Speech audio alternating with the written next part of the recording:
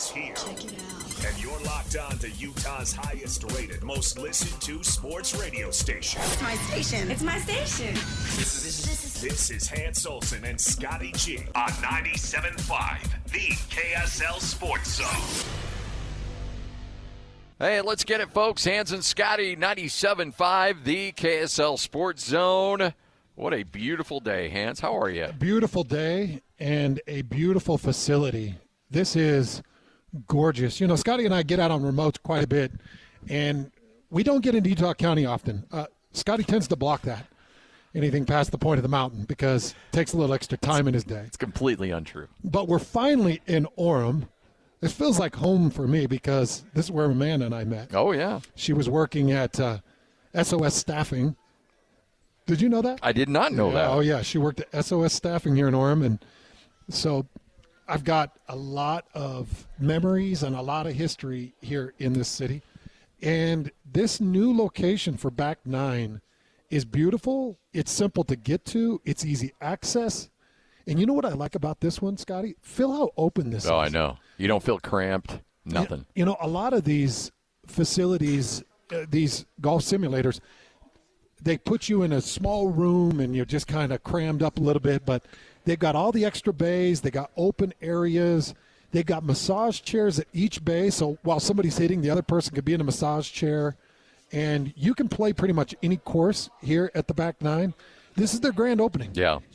This is their grand opening, and it's fun. It's just fun to see all the owners and the guys that went into business on this and the excitement.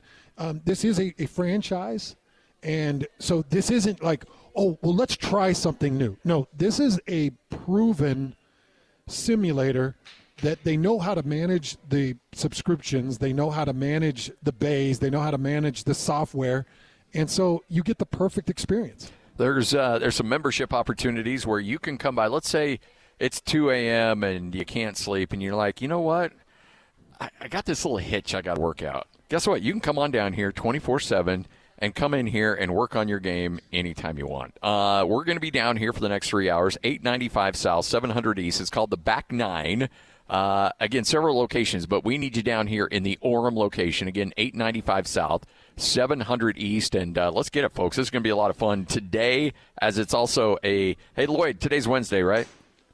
Cougar preview show today? Yes, it is. Okay. All right. Go ahead and tease it again, man. Let's go, baby. It's a Cougar preview show. The show's so nice, we tried to do it twice. I do want people to know, it's just, if you know where the Costco gas station is, we're literally in that same parking lot, that same parking area as the Costco gas station. And you'll see it, the grand opening. We got a Chick-fil-A booth out here. Oh, yeah. We've got the Zone van that's out here. And you know what's awesome? Man, we've got so many great people coming out. Jason Spearden, former BYU offensive lineman, he's out here. Ray Fang is supposed to come in. But tonight, from, is it 7 to 9? 7 to 9, they're going to have Parker Kingston, Carson Ryan, Chase Roberts is supposed to show up, Isaiah Glasker. So you got some of the big guns that are coming out for BYU football. Come out and just see the new business, the Back 9, come and rent a bay. Come enjoy some golf where you don't even have to get your feet wet. Nope. And by the way, how'd you hit him this morning? Not well. Not well. Yeah. But your boy Kevin's a stick. Oh, he is a stick. You know who's a stick? Who? Jeremy. Is he really? Yeah, of course. Jeremy with Bar W Beef. Yeah. So I was out with a couple of sponsors, Jeremy and Bar W Beef. I was out with Kevin White, who is Scotty's favorite on-air partner. It would have been nice if I had gotten an invite, but you're not going to do that, are you? Okay, am I going to have to pull up the text that you ignored and that I responded to? Don't you ever do that, Scotty. No, that's a fun group right there. We had a blast, and then one of the all-time greats, Jeff, was out there. Jeff Hunsaker, yeah. He is an absolute beast. He's a pretty good stick, too. He is. They all golfed a lot better than me. So I know Kevin's a scratch, so he always tries to get me out there at Alpine. I'm like, I got to work on my game. We did cook up some steaks on the 6th. We had a little, pop. No, I wish. That would have been okay. I almost brought my, little pop-up unit. Oh. Just to throw some steaks on with some charcoal. Oh, that would have been funny. Because, Jeremy and Bart always got beef on them. Oh, yeah. No, they don't leave home without a ribeye or two. No. BarWbeef.com. Go order $150. They'll send it to your house for free. That's barwbeef.com. Let's get it, folks. Starting lineup as we get you ready for another weekend of college football right here on 97.5, the KSL Sports Zone. This is Hans and Scotty G. Let's go! The lineup is set, and it's time to kick off the show with the biggest topic of the day. This is the starting lineup on 97.5, the KSL Sports Zone. Hans and Scotty, 97.5, the KSL Sports Zone. You know, Hans, we look at the University of Utah coming off a bye week after two big blowout victories. They were smarting from that BYU loss, and what do? They go out and they just put the hammer on two teams back-to-back, including a nice win against Cincinnati. And so now you're looking at a Utah team coming off that bye, and I'm a little concerned about this. I don't think it's going to hold them back too much, but going on the road after back-to-back blowout victories against Cincinnati and against now my computer's all frozen up on me, in Colorado, I worry about the loss of momentum going into this Baylor game. Now, they're going to be healthier. And, again, I'm not saying it's going to happen. It's just a concern of mine that it could happen in this game against Baylor. Because Baylor is not a bad team. Now, is Baylor a great team? No. But Baylor certainly has the tools and the wherewithal to give Utah all kinds of fits if Utah slips a little bit coming out of this bye. I kind of like this matchup for Utah. Oh, I do too. Like on paper, I love it. Yeah, I kind of like it. Couple of things. Baylor did get off a 2-game losing streak. They beat UCF and beat them pretty soundly. But they had lost to Cincinnati, a team that – And lost badly, by the way. A team that Utah cleaned up. Yeah. So I like the matchup. You know, they got a great passing game. They do some really good things through special teams. They've definitely got a good team. And I did call a game at that stadium 2 years ago. It's a great environment. It's not a hostile environment. It's just a great environment. I do think that Utah should travel pretty well. I think they're going to get a nice contingent of Utah fans out there. I understand what you're saying about a potential letdown, you know, coming off a bye week. And by the way, does it not feel like it was like a month ago that we saw this Utah team play last? Why does it feel like this bye week was like so long? Yeah. That's a great question because it certainly does. Does it feel that long for Utah fans, or is it just me? Just wanting to see this Utah team. I really didn't want a bye week because I loved how they were playing, and I wanted to see them roll right into a game. But it feels like it's been a long time. And I do think it's helpful. And I'm going to go back to one thing specifically. Mm-hmm. When you look at the Texas Tech loss and you look at the BYU loss, the one common denominator was Devin Dampier not being healthy. Now, against Cincinnati, he looked pretty darn healthy. He looked like he was close to himself. Give him the extra week, maybe Devin Dampier gets back to that 95, 98% health level where he can move and he feels comfortable taking off from the pocket, where he feels comfortable running the whole offense. But he looked really good against Cincinnati. They looked unstoppable at times against Cincinnati. Mm-hmm. So I love giving Dampier a little bit more time to get himself healthy and ready. Outside of that, I think this Utah team is ready to crank out these final 3 games. And I've been talking to a couple of members on the staff. I'm keeping up to date with how they're feeling, how they feel about their team. And, Scotty, they're ready to rock and roll. Their confidence level is sky high. They feel really good about the team they've got. They feel really good about the momentum they've got. They feel good about the bye week, getting their guys healthy and ready. And, you know, when I talk to these guys, this is a staff that it just feels like they're cranked up and ready to go finish these 3 games. This is a team that certainly feels like they play into the strengths of Utah in terms of, I know they're averaging on the season 140 yards a game on the ground. That means when you're playing Utah right now, especially if Utah's playing the way they have over the last couple of weeks, you take that and you take about 40 yards off that. Yeah. And you got Bryson Washington, who looked so good at the start of the season, strung together 3 big 100-yard games. His last 3 games, 23, 23, and 21. I know we've dealt with some injuries, but yeah, their running games are really slowing down, and their ability to stop the run has been remarkably bad for a Dave Aranda team. Yeah, very bad, and I think that fits into what Utah does offensively. So going into that Cincinnati game, you know, I tracked 19 of the top statistical categories. going into that Cincinnati game, Utah was top 25 in 13 of the 19. And when I'm talking about the top statistical categories, total offense, total defense, passing defense, rushing offense, rushing defense, just all of the major ones, turnover margin, scoring offense, scoring defense, they were top 25 in 13 of the 19. This is a very complete team. And when we were looking at it, it is interesting that they're not one of the top 25 in rushing defense. But here's the difference. I think they're capable of being a top 25 team in rushing defense if that's what they're wanting to do. I actually think that. Mm-hmm.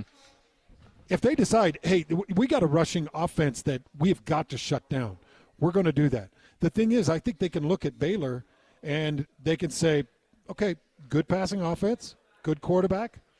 I think we know how we're going to do this. We're going to shut them down on the outsides. We're going to run a lot of press man. We can get the pressure on Sawyer, and I think that that's what they're going to attempt to do. Baylor does have a really good passing offense. Sawyer Robertson, 2,780 yards on 366 attempts this year, 26 touchdowns to 7 interceptions. Sawyer Robertson has had a really good season, but that hasn't helped Baylor through some of their lack of defense and some of their lack in the other areas. A guy he's not a mobile quarterback. He certainly isn't going to beat you with his feet. No, he's a lot like Mortensen, who I just watched BYU face, who it just wants to sit and deal. Yeah, and which I think also plays into Utah as well, because mobile quarterbacks tend to give Utah some fits. You're not going to get that out of this guy. No, Sawyer Robertson has 39 carries for 13 yards on the year. Yeah, those are center blocks for feet. Yeah, he's not going to try to get out and move on you. That's why I really feel like this is the type of offense that matches up really well with this Utah defense. Okay, so this was my thought. Coming back from the bye week, this is why I think it's a really good fit for Utah. It's going to put the group on the road. So you go on the road, you got to figure out your road situation. But you come off a bye week, you feel healthy, you feel confident that you can beat this Baylor team, and it's not a hostile environment. So I think it's a perfect road opportunity. It's a, 2.5-hour flight? Yeah, not bad. 2.5-hour flight? Yeah. It's not a terrible flight. Not at all. We're not talking West Virginia where you got to fly into Pittsburgh and then drive 2 hours, or East Carolina where you fly into Raleigh and then you got to drive another 2 hours. Like it's a simple flight, easy drive. It's not terrible. And it's a team that you feel confident that you can beat. It's a game plan. It's a very simple game plan.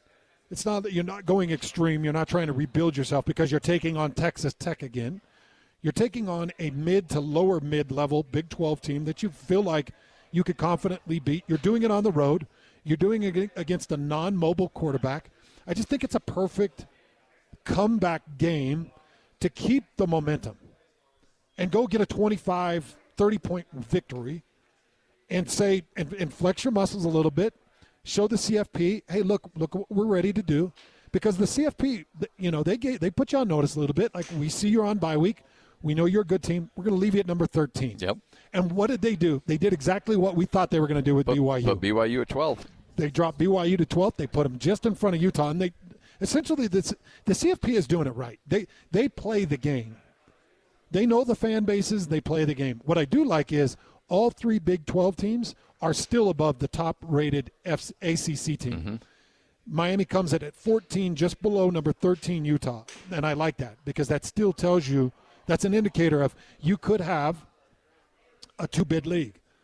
Now, what we need to see, what would be great for the conference, is if all 3 of those teams win out from this point on. Yes.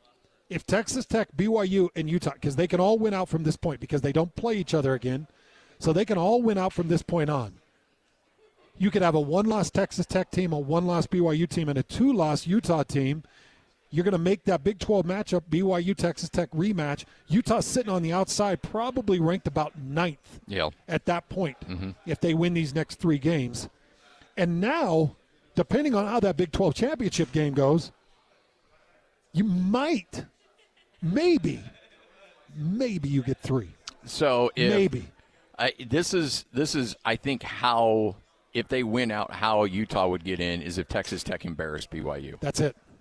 If BYU were to beat Texas Tech by a point in overtime, They're still Texas Tech's in. Texas Tech's still in. Yeah. As a 2-loss team. Mm-hmm. Now the committee's got to go back and take a deep look at Utah and say, oh, man, they came off that bye week. They beat Baylor by 22. Man, they came back home. They beat Kansas State by 18 at home. And then they went on the road to Kansas. Oh, my gosh, they put it on Kansas, beat them by 32. Demolish those guys. I mean, so 5 games to end the year, all in blowout fashion. And what's tough for Utah and what's tough for the committee is, as BYU wins, they have to move them up incrementally together. Mm-hmm. Oh, yeah. So it would be from 13-12 to 12-11, or to 11-10, and then to 10-8. All right, so because you nailed what this one looked like, let's say this week BYU at home needs some last-minute heroics to beat TCU. And Utah goes on the road and beats Baylor by 24. They keep BYU in front of You Utah. think BYU stays in front by 1? Yep, I do. Now, both of them would move up, but you think it would go as a combo that way? I think it would go somewhere in 10-11, depending on what happens above. And just so everybody knows, don't worry about who's above. No. I know everybody's upset about the Oklahomas and the Notre Dames and all this, the 2-loss teams. Don't worry about those teams, because as you take care of business, they're not, because they play each other. Yeah. So they're going to continue to drop and fall. So don't worry about that crap. Just worry about what's in front of you. If you take care of the business in front of you, the CFP will continue to move them up together as long as they continue to win together. They'll move them up together. They'll keep BYU just in front because they're a 1-loss team and they've got the head-to-head matchup. So I don't think margin can switch that at this point. Because, if I'm looking at it as a committee, I'm still saying 1 loss, head-to-head matchup. Yep. Until it's a 2-loss team, I can't start to put Utah in front of them.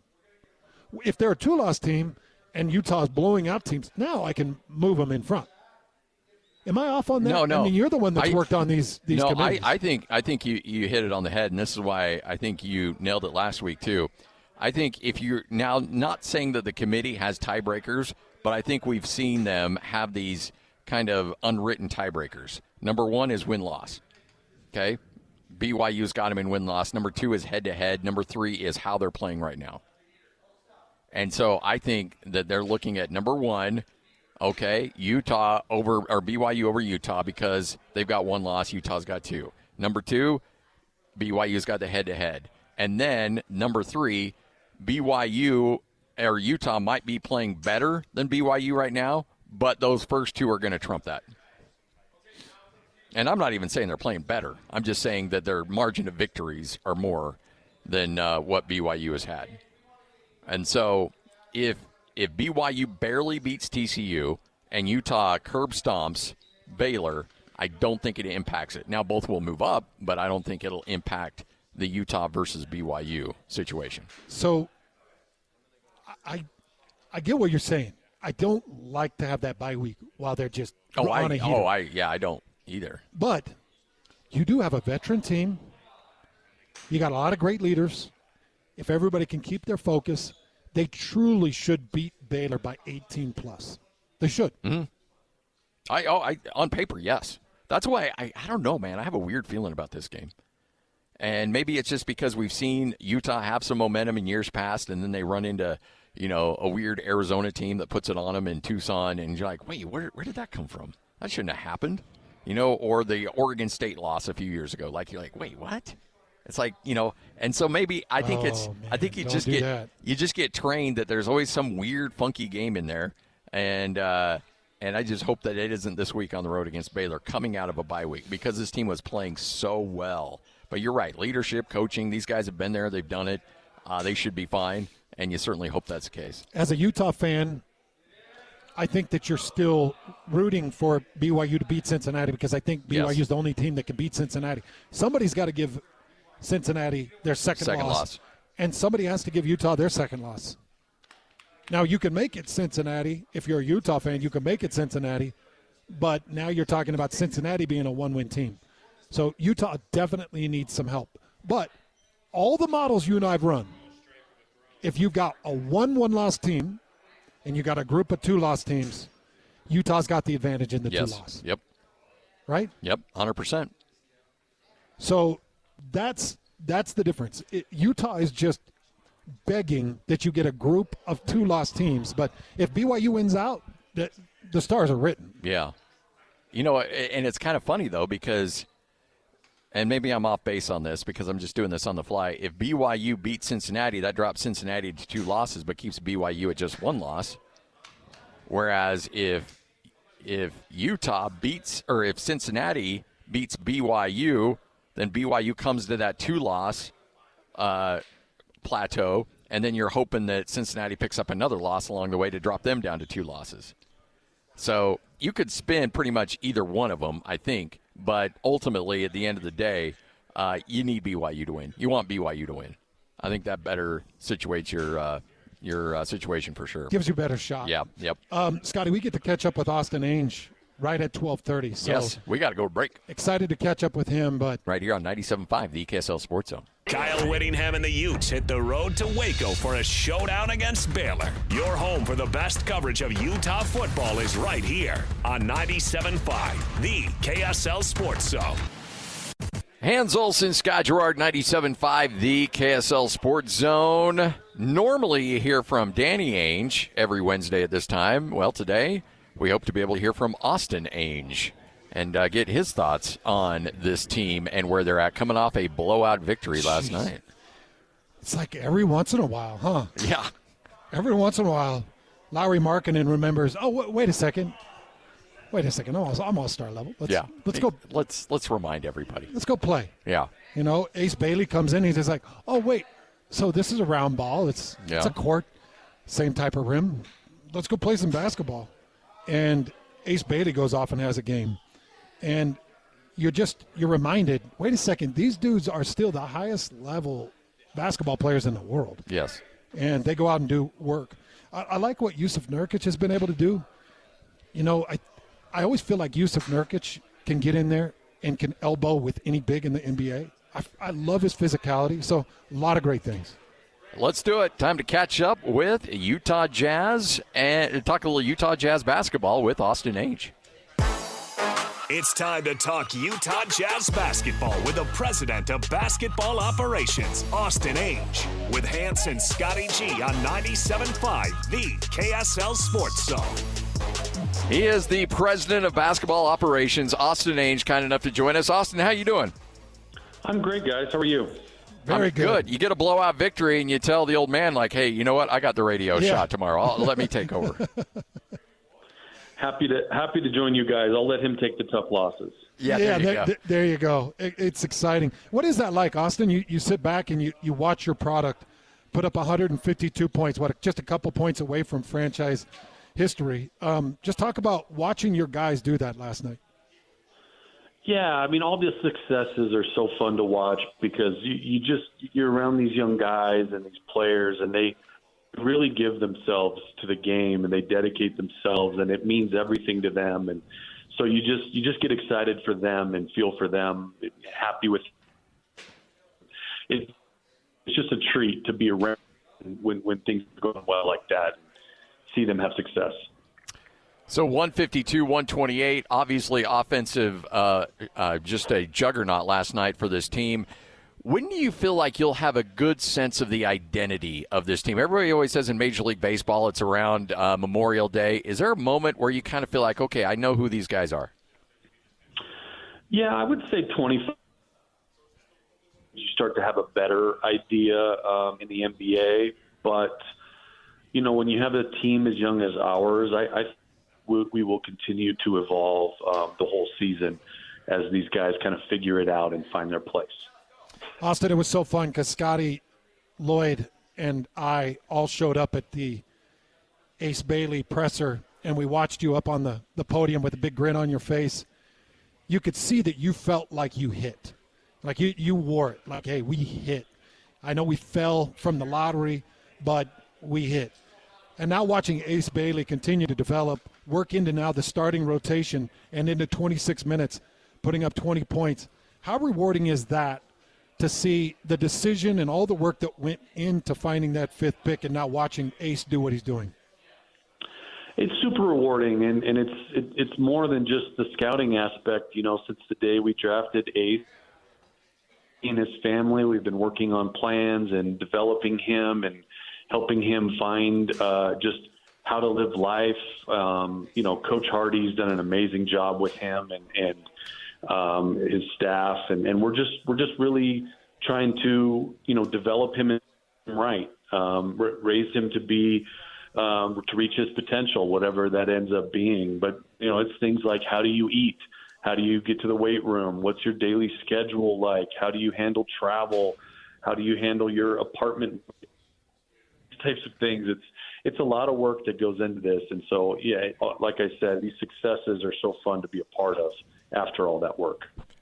I was doing a show with David Locke a long, long time ago, and we came up with the Oreo cookie theory that, sometimes when you're dunking it in milk and you leave it in a little too long, it all falls apart. But, you need to have that right kind of exposure. And we talked about that in terms of rookies. Is there too much that you can give a rookie too soon? And do you feel like you kind of have to pace them a little bit? Absolutely. I mean, really what we're trying to do is, like I said, it's just like raising kids. Coaching, Coach Hardy, and he and I talk about this all the time. It really is like raising kids. What do you reward? What do you hold accountable? When do you give praise? When do you sit them down a little bit, right? And so we're trying to pick the things that are most important. Right now it's defensive game plan and defensive rotation. If you make a turnover, if you take a bad shot, maybe not stressing on that as bad as if we spend 20 minutes on the game plan saying force this guy right, their best player, and you check in the game and he goes right by you left, you got to come out, right? And so just picking some things and then working on them one at a time with these young guys and just adding every day to their repertoire and their knowledge base. So, Austin, going back last Tuesday, I was asking Danny about Isaiah Collier and his potential return, and he kind of led on to, yeah, it's coming. He gave us some indicators of where he'd been and what he's been doing to get ready. He jumps back on the court against Minnesota, has some good minutes. But I just want to go to the minutes he had last night, 27 minutes, and he goes to 11 assists. He puts up 14 points, a nice double-double in his third game back. And the reason I asked Danny about it is because Isaiah was one of my favorites from last year, because I'm a football guy, so I love tough guys. And Isaiah's a tough guy. He reminds me of a running back or a linebacker. He's an absolute tough guy beast. But I love his return. What does this guy do to have such a high level of assists? Because he was a record for rookies for the Utah Jazz. What is he doing to see the court to have these assists? Well, I mean, like you said, he's a running back, downhill runner, and he lives in the paint. And so you've got to bring help, and then he can spray it around and find guys. He really turns up the pace on our offense, and he just gets easy shots for guys. He's so strong and fast. Guys can't keep him in front, and that just opens up opportunities for everybody else. Couldn't be happier about his return, especially he missed all of training camp and the first part of the season. That's hard to do for a young guy, and he hit the ground running. I was talking to a coach a couple of years ago, and he mentioned that sometimes when guys suffer season-ending injuries, it's hard to keep them involved because they have commitments with their rehab, and you've got to move on as a coach and as a team and try to win games. How hard is it to make sure that Walker Kessler still remains an integral part of this team, even though he's going through a season-ending injury? Yeah, it's going to be an interesting challenge, and every guy is a little different, and reality is a little different through this. It is hard, and it can be lonely. So we're going to do as good a job as we can to keep them involved in the group. We might have to give them coaching or scouting assignments or something to keep them engaged. So, Austin, just coming back to the state and taking over as president of operations, and now you're 11 games in and things are rocking and rolling. How is it? How have you enjoyed it? How much anxiety comes with it? Is it what you thought? I know you got a lot of years in this business, but is this what you thought it'd be here in Utah? Yeah, everything is the business side is kind of what you thought, but life and moving your family across the country, 17 years in Boston was a long time. It was a big adjustment for us, and the state's changed a lot since I went to college at BYU. I didn't really live besides that, and so I don't know the soul Baylor very well, and so it's been getting to know that. But it's been great, and I tell you what, like being in the Delta Center with our fans, it's just such an awesome place, man. The support they give. It's been a rebuild, and just to see the people show up to support our young guys and see the progress they're making, it sure makes it fun. You've got a really good brain trust of, not just you and not just Danny, but Jay-Z and leaning on Ryan as well. And I've known a lot of people in that organization, Jim Olson, Chris Barney. I mean, there's a lot of really smart people in that building. When it comes to making a big decision, a personnel decision, and ultimately it's your call, but what is the conversations like in determining, okay, is this something we want to proceed with or not, whether it be free agency or trade or anything along those lines? Got a bunch of smart people, even more than the ones you named, and we get together and we spend so much time talking through these. I do a lot of individual discussions with those people, and then get together in groups and do it again, and then we just try to come to the best decision and bring it to Ryan and say this is what we feel, and he gives us the thumbs up or the thumbs down. But it really is a group effort. Coach Hardy's a huge part of that too. I try to keep him involved in every single part of these decisions because it really matters how he feels about things and how they fit in his system. So he's a huge part. How much do you lean on guys like George Niang and Kevin Love, Austin, to teach these young guys? Because this has been my biggest talking point for the last few years with Scotty is if you're going to have these young draft picks and you're going to have all these rookies that are coming in, you got to have the right leadership, the right guys, the right veterans to bring them up. How much do you lean on those guys to help them through the professionalism of this? A lot. There's voices from the old guys and the coaching staff in the front office, and then there's the voices in the locker room, and you need them all pulling in the same direction. And when we acquired those guys, and Nurkic as well, and Kyle Anderson as well, those guys have all been around and played in a lot of big-time games, and they know what it takes. And so we've asked every one of them when we acquired them, that was one of the first things I talked to them about. Like, we really need you to help us in this way, and this is a big part of your role in this team. And every one of them have embraced it and just been great from the day they showed up, and we're very, very grateful. Where's the ceiling on Svi? What are your thoughts on him and his potential future in this league? I mean, Svi has been awesome all year for us, and I see some fans out there going, "Why are we playing Svi instead of the 20-year-olds?" And we go, "Because Svi is good, and we've got him under a good contract, and he's a great example, and he makes the game easier for everyone, and he's playing hard on ends and shots. Like, he just opened guys like Keontae and Isaiah Collier. I mean, I hate to put ceilings on anyone, but we're thrilled with what he's done and the example he's given of being patient and staying professional and then capitalizing when he's gotten the opportunity." Okay, Austin, I want you to correct me if I'm totally wrong here. Just watching the young guys, watching the growth and development, there's been a lot of improvement. And I thought Walker Kessler's start was probably the most dramatic. But with Walker Kessler sidelined right now, would I be accurate in saying that Keontae George has taken the biggest step from last year to this year?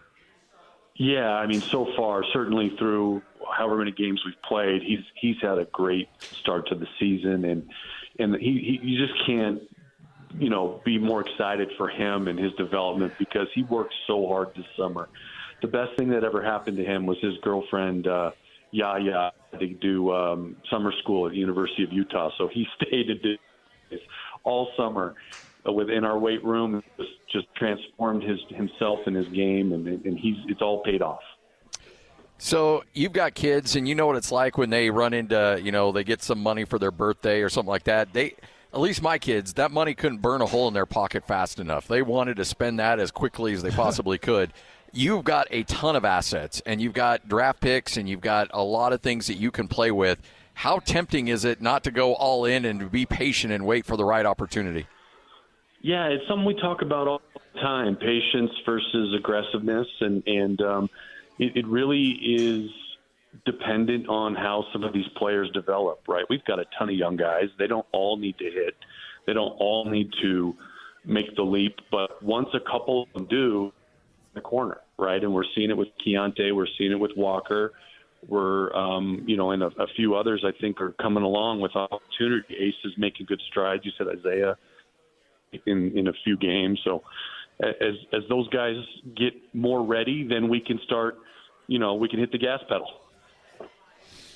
You got a nice finish coming into December 1st, Austin. 7 games at home, 2 on the road. You got nice Eastern Conference challenges before you hit L.A. with Atlanta and Chicago, both of them just right there on the borderline of playoff teams in the East. So good tests. Just talk about the schedule going through December 1st, an opportunity to keep your team at home a little bit and get that home court advantage. Yeah, I mean, look, these are you have some teams that are really hard for us and some teams that are good matchups, and we're trying not to focus too much on that and just go, it's boring coach speak, but day-to-day, possession by possession, keep growing and see where we're at the end of it. All right, so we're at an indoor golf facility down here in Orem doing a remote. So it's you, Danny, and crew on the course. How do you guys usually finish? 1, 2, 3. It's all pretty close. I think I'm probably last right now. I'm trying to work more than I golf. So good. I want to lose for the next few years till we get this Jazz thing rocking and rolling. I like it. Hey, Austin, we appreciate your time. Thanks for hanging out with us. A lot of fun, and keep it rolling. We look forward to catching up with you again sometime down the line. Tons of fun, guys. See you. Thanks, Austin. There he is, Austin Ainge, right here on 97.5, the KSL Sports Zone. It's got to be tempting. I know. Because you're right, they've got a pocket full of goods. Yeah. And here's the good news. So, you take your shot on Keontae George. You take your shot on some of these draft picks. They're starting to pan out. I'd like to see Taylor Hendricks really come around. Like some of the beginning stuff, summer league, and some of those things. You're starting to see some development. I want to see him really come around. But you have to hit on these draft picks. Ace Bailey is shown early. He starts with 15, 16 minutes, and coming in on bench support. And he gets into the starting lineup by game 10. Yep. Game 9. It was 2 games ago. Yeah. Yeah. So game 9, game 10, jumps into the starting lineup and starts giving you really good minutes and looked really good. He's explosive. He is a really explosive athlete at 6'9". So you're seeing good things from him. The more that these guys can hit and become assets for the Utah Jazz, the better. Mm-hmm. And I don't like to talk about players as assets because I was a player at one point. But I'm very well aware of what I was. I was a pawn. I was a piece in a push to a championship. And if you got to get rid of the piece, well, they got rid of me. Look, it's just the hard facts. When you're a professional athlete, you know what it is. Yeah. You're well compensated. Yes, you're compensated to keep your mouth shut and go play the sport. Yeah, wherever they tell you to play. Wherever they tell you and whenever they tell you. Yeah. And depending on your level of ability, it's going to dictate how much say you've got in the room. But right now, you got a bunch of young guys going back to 3 draft classes ago. You've got a stack of draftees that are starting to develop and look better, and you need to get a couple of these wins. You need to see Isaiah Collier go for 11 assists and 11 points, put up a double-double on his 3rd game back. You need to see Ace Bailey go for a high percentage, put up 20 points in a 152-point blowout of the Pacers.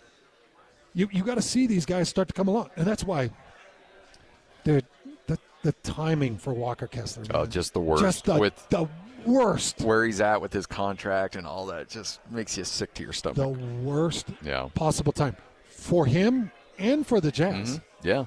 I mean, look, the guy's going to enter restricted free agency next summer. And what's the market going to be for him? His agent is going to have to look at these first 4 games. Look what he did. Yeah, because you got to go back to the rookie year, which was a good rookie year. Oh, and yeah. You had the sophomore slump. Yep. This is kind of a rough slump. But you know about the slump. And then you had the build-up coming through summer. The start was incredible. And you're like, wow, what do we do? Yeah. And if somebody comes in and offers him a pretty good number, then you as a Jazz have to be like, do we match this? Now what? Yeah. And then you and I are doing a remote next to a fireworks stand saying honk if you like the extension or not. Yeah. And there was a lot of honks. There was a lot of honks. There were a lot of honks. I think it was back if in you the were day. mad at the extension. I think that was our first year together. Yeah, it was. Second Gordon year together, Hayward. maybe. All right, Hans and Scotty, 97.5, the KSL Sports Zone. We are live here hanging out at, boy, I tell you what, such a beautiful facility here at the Back 9, 865 South, 700 East. It's really easy to find. It's just right next to the Costco. If you know where that's at in Orem, just come on by and check out this facility. We'll talk more about that coming up next right here on 97.5, the KSL Sports Zone. The Cougars is right here on the KSL Sports Zone. The Cougars return home for a battle against TCU. Your home for the best coverage of Cougar football is right here on 97.5, the KSL Sports Zone. This is Hans Olsen and Scotty G, presented by Mountain Land Supply on 97.5, the KSL Sports Zone. Woo! Hans and Scotty, 97.5, the KSL Sports Zone. I get so tired of this. Step. Stop. That's not why I'm playing this, so don't go there. All right. You can't be all like play this song and then be like, hey guys, don't get crazy with it. Yeah, that's all that's saying is, this is for Hans's clogging day. And No, then it's not. And then I'm going to say something, and then Lloyd's Can't like, I like how dare Elvira? you? Can't No, I nobody like Elvira? likes this Who? song. Really? Hans, You know what's don't funny? like it? I haven't failed at many things in my life, but I failed in clogging, and that's what Lloyd gloms onto. Oh yeah. Yeah, you'll That find is that not one true. thing. And you that did one not thing. fail at What's clogging. Hans's failure? Let's shove that in his That's face. right there. Yep. Hey, make this Thanksgiving unforgettable. Kenny J's Barbecue. Skip the stress and bring home slow smoked turkey perfection. Order that turkey today, 801-230-5396. That's 801-230-5396. Okay, so a couple things. Everybody was upset about 7-2 Notre Dame, 7-2 Texas, 7-2 Oklahoma being ranked above BYU and Utah. And I mentioned this, but this is all going to play out. Yeah. Oklahoma's going to lose to Alabama this weekend. Yep. Notre Dame should lose to Pitt. I actually think Pitt's going to get them. I wouldn't. I don't disagree with Because that at all. I kind of feel like Notre Dame's a false front as an independent. So you need Notre Dame to lose another one to finally get them out of there. They lost at the beginning of the season to Miami, and they lost at the beginning of the season to Texas A&M. So outside of their win against USC, which was an L-biter, they haven't really shown a great team. I'm just hoping Pitt knocks them out, because if they get past Pitt, they've only got Syracuse and Stanford left. So Yeah, they'll win those. if they go 3-0, Notre Dame's going to stay ranked ahead of BYU and Utah as a 2-loss independent team. That bugs me. But I do think things are going to take care of themselves. Again, I think Oklahoma loses to Alabama. I don't think that's I don't think that they're going to find a way past them. And then you need Texas to either lose to Georgia or Texas A&M. And So that'll happen. So your One of those. your 2-loss teams, at least two of them are going to lose and become 3-loss teams, at which point a 2-loss Utah team and a 1-loss BYU team will jump them. So don't get caught up in this whole, these 2-loss teams, blah, blah, blah. There's a lot of football left to be played. If BYU and Utah don't take care of their business, they don't deserve to be in front of those guys anyways. That's well said. And you hit it on, like these committees, especially early on, they're just having some fun. It's clickbait. They are. They're creating storylines. Yeah. They're trying to create matchups. For instance, they're keeping Oklahoma ranked number 11 as a 7-2 team because they know that the game is going to take care of it. They know that the game will take care of it. Either Alabama beats them, and then we're like, 3-loss Oklahoma team. Go sit down at number 17, Or they beat Alabama, and they're like, see, we told you. That's why we kept them up here in front of 1-loss teams, because we knew Oklahoma had the goods. So they know that the game is going to take care of the rankings. I actually think they play it the right way. Oh, they do. They do. And nobody's taking it too seriously at this point, so don't lose any sleep over it. Could not stress that enough. All right, Hans and Scotty, 97.5, the KSL Sports Zone. Nobody gets you ready for Utah football more than the KSL Sports Zone. Ready? Kyle Whittingham and the Utes hit the road to Waco for a showdown against Baylor. Your home for the best coverage of Utah football is right here on 97.5, the KSL Sports Zone. This is Hans Olsen and Scotty G, presented by Mountain Land Supply on 97.5, the KSL Sports Zone. Final 30 seconds of the quarter. Second down throw to the end zone. Douglas. Touchdown, Texas Tech. What a drive. Wharton, quick drop, scanning, pressured again, dropped again. BYU's pass rush gets home. That is your guy, Jack Kelly. Refs deliver a knockout from the pocket. Incomplete. It was broken up. Terrence Carter was the intended receiver. Look how fired up Satake is. 6 offensive linemen. Power! And walking in is Cameron Dickey. Texas Tech making a statement in front of the nation today. It is the Cougar Preview Show. We do it every Wednesday at 1 o'clock. Tomorrow will be your Ute Preview Show. Then Friday, a little Football Friday with Alema Harrington and Ron McBride. But we talk BYU football for the next 2 hours coming off BYU's loss to Texas Tech. First loss of the season. And now the question is, how does BYU respond as they welcome in TCU into the friendly confines of LaVell Edwards Stadium? Well, just looking back really quick at the Texas Tech game, I've had a lot of people ask me if they rematch, can BYU get a win? Yeah, they can. What's the likelihood? Well, it's not going to be high. I think all the lines are going to show Texas Tech is probably a 15-point favorite. Yeah. 10, 15-point favorite. That's about right. But, yeah, you can beat Texas Tech, and where it starts is not giving them 3 extra possessions. First and foremost, can't even give them 1. In fact, you probably got to come out of that game with a +1. Your defense is going to have to play lights out. You can't drop 2 interceptions. You can't drop a punt. You can't throw an interception. You can't fire back a lateral that gets scooped up by Texas Tech. Even a bad catch starting at the 5-yard line. You know, like stuff like that. Exactly. You can't have a pre-snap penalty. You can't extend it to 1st and 15 or going from 2nd and 5 now to 2nd and 10. You can't have any of those. Your pre-snap lineups, all those things have to be ready. And then defensively, I actually was watching a part of the game two evenings ago, not last night, but 2 evenings ago. And one thing that Texas Tech did that caught BYU off guard a little bit was their high-pace offense. And there was a 3rd and 1 where Texas Tech was on the line and snapping the ball before BYU's defensive front was in their gap and in their position. It was an easy first down. So BYU just needs to get ready for the high pace and make sure that they're lined up and in the personnel groups that they need to be in. How concerned are you about special teams? I'm just not. Was it just a bad day at the office? It was a bad day at the office. Okay. I'm not. Because it was an outlier performance. I think BYU special teams coming into that game, maybe with the exception of 1 or 2 points, I think that they've been really good. Mm-hmm. That's what I thought, too. They've been a big part of the 8-game win streak that they were on. So I think it's just a bump in the road. I think it's a hiccup. And I think special teams will get back and going.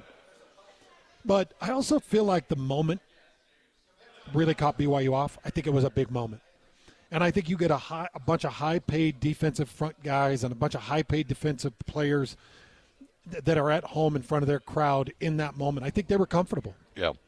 And why are they high-paid? Because they've been around the game a while. They got a ton of experience. A lot of experience. So if they go back to Arlington, you put them on a neutral field, BYU fans are going to travel well. Yeah. Texas Tech fans will too. Oh, yeah. I think it'll be a 50-50 stadium.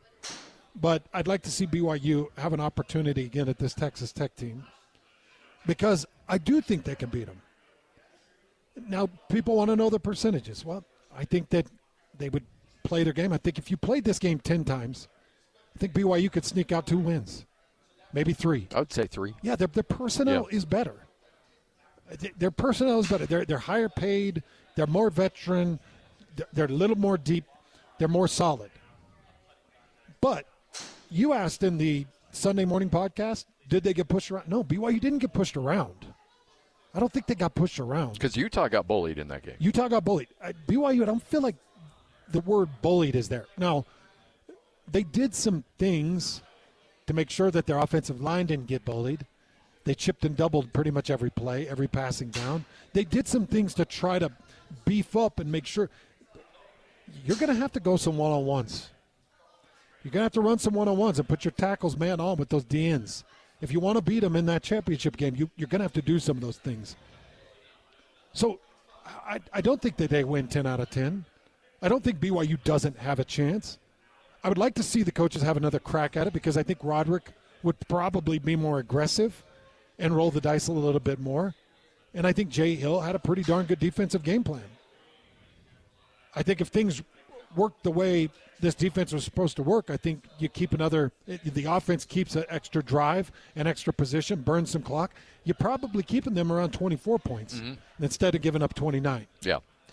And, this goes why Kyle Whittingham's always had really good defenses at Utah. This is why Kyle Whittingham emphasizes run the ball, don't turn it over, play good special teams. Because the one thing that will damage a really good defense is a short field or an extra possession. And that's exactly what happened. Utah, I thought BYU, going back and watching the game again, actually watching it for the first time, I thought BYU defensively was stout for the most part.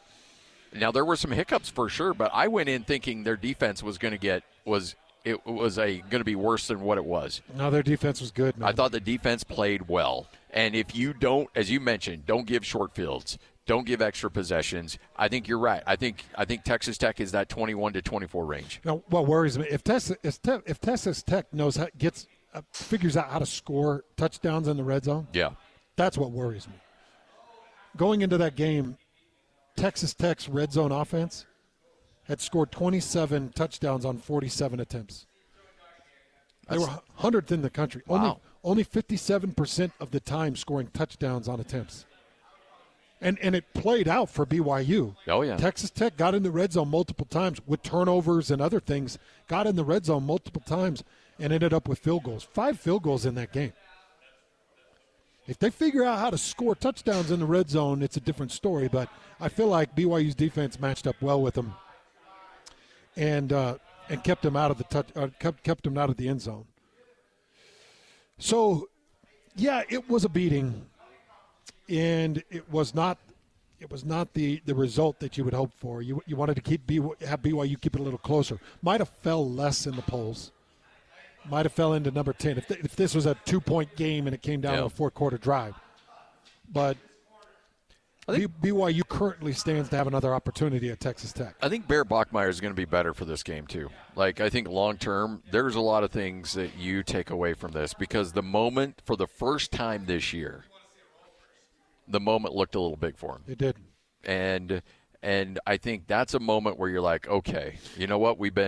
Life has been really, really good, and we just got knocked on our backside. You remember when we had the exit interview with Joe Ingles, and I think it was Dallas was figuring out how to push him off the right. Yeah. Forced him to his left. And in our exit interview, he was like, yeah, they figured it out. So now Joe has to adapt. He's got to figure out his game. Yep. Well, Bear Bachmeier just got a taste of good game planning with good personnel. That's what it is. It's good game planning with good personnel. And so now Bear has to understand, against TCU, if it's 3rd and 12 and my number is called, let me go see, maybe. If I get back to that championship game and it's 3rd and 12 and my number is called, I got to be a little more intelligent because they were standing right there. Mm-hmm. They had a spy. They had a defender that was extended the arms, shucking an offensive lineman, and he was trying to shift to get any yardage on a 3rd and 12 or 3rd and 11 off a QB draw that had got him 12 and 13 yards in games past. Yeah. He's got to know. And also, Aaron Roderick's got to look at it and say, all right, good defensive coordinator, good personnel. We got to be a little bit more prepared for 3rd and 12 because the film is out. 3rd and 12 is a really good possibility for a QB draw. Well, Bear, so far in his true freshman career, has been like a computer. He's been a computer, and he's storing data. And it's like, oh, wait a second. X shows I go to Y. Y shows X closes, I go to Z. It's like his brain works pretty good. I'll give you, for instance, he read a perfect corner blitz. Threw it into the blitz, but the problem is you've got one of the best safeties in the country in Cole Wisniewski, who's standing over the top of the route. Corner blitz comes. Cole understands corner blitz, understands, different route threats.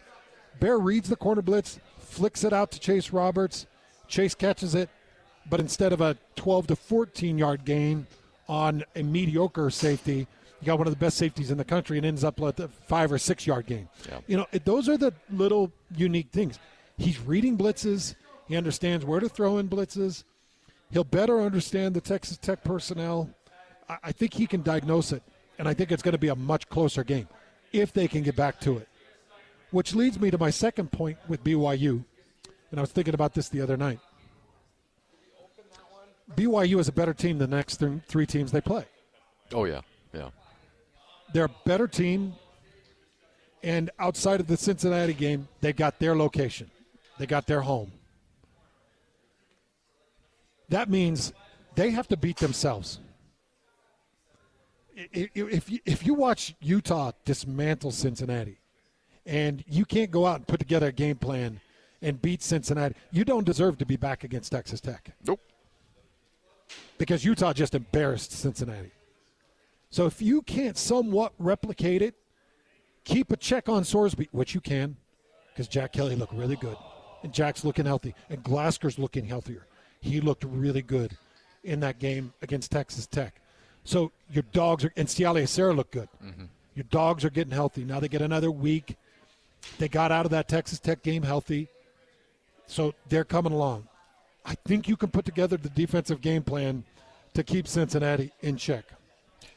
I want to – since we're talking about guys that were beat up a little bit going into that game last week, when you watched LJ, and I want to get your opinion of watching him live, because you can see the body language before and after a play. You can see if he's wincing or not, or what he looks like walking into a huddle that we don't see on TV.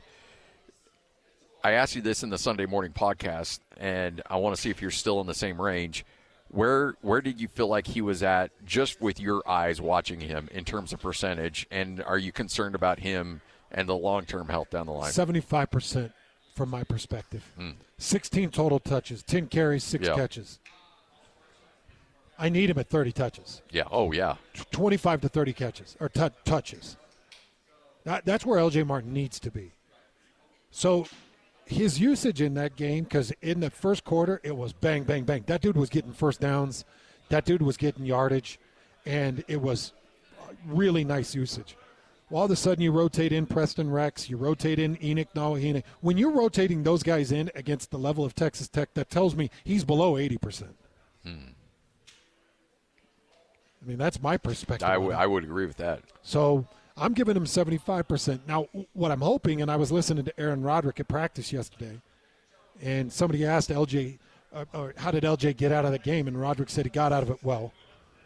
So if he gets out of that well, doesn't re-aggravate, goes back into treatment, gets another 6 days of, bracing it up, shooting it up, zapping up, all those different things. Maybe I can get him back in 80, 85%, and maybe I can get him 20 to 25 touches against TCU at home. Mm-hmm. Plus, you don't got to travel. You don't got to put him on the plane. He's going to have extra time and attention going into the weekend, extra time and attention to get him ready. So I think he was 75%. I'm expecting him to be 80, 82% as it comes back into this TCU game. Ramp up his usage and really start to push him because you need him. But the great aspect of this, you're better than the 3 teams in front of you. You've got good leaders defensively, and you've got some good leaders offensively with Chase Roberts and Parker Kingston. You've got some good leaders offensively. Carson Ryan has become a real nice leader for this offense. Calm it down and understand you've got better personnel, you're better coached, you're a better team. The only way you lose one of these 3 is if you shoot yourself in the foot. Mm-hmm. Yep, self-inflicted damage. Come out with ball security, intelligent defense, good, strong offensive run game, and you win these 3 games. Okay, so I'll give you, for instance, Utah's a defense held Cincinnati to 14 points. Let's add 7 points because you're going on the road to Cincinnati. Let's add 7 points. You hold Cincinnati to 21 points. Let's say you hold Cincinnati to 24 points. You beat Cincinnati. Cincinnati's going to have to score 32 to 35 to beat BYU, in my opinion, because I think BYU can put up 28 plus on Cincinnati. Yep. Okay? And then you come home and you got UCF. You finish out strong against UCF, and you're back against Texas Tech. At this point for me with BYU in this season, now I can look past it because I'm just an analyst. I'm just a washed-up has-been that sits behind a mic, and I get to yap about who's doing what. I can look forward. I'm looking forward and saying, I want that Texas Tech rematch because I think I can show better. I think I can do better. I think the coaches want another shot at it. If these players have any heart, they want another shot at it. And if this offensive line has any heart, they'll go back and they'll say, hey, Coach, love and respect for what you do, and I don't mind the chips. The chips don't need to stay as long. Chips were getting hung up on the chips. And you know what I mean by that? Oh, yeah. I think our listeners do too. Yeah. A chip can be just a hand touch to the shoulder pad and off and rock and rolling. Yeah. Unless I'm getting beat as an offensive tackle. Now it becomes from a hand chip, it becomes L.J. Martin having to put his helmet on that inside shoulder or the middle of the chest to the outside shoulder to try to help square up that defensive end. My chips need to be a hand touch because I trust my offensive tackle. A hand touch to the flat, all of a sudden, instead of getting 2 yards, I'm getting 6 to 7 yards because I'm able to turn up the field. Mm-hmm. It's all those stupid little details of this dumb game that drive me crazy. but these are the things that if Lapuaho, if Jada, if Gentry, if they've got heart, they'll go to that rematch and they'll say, Coach, I love what you did. Let me show you what I can do. Yeah.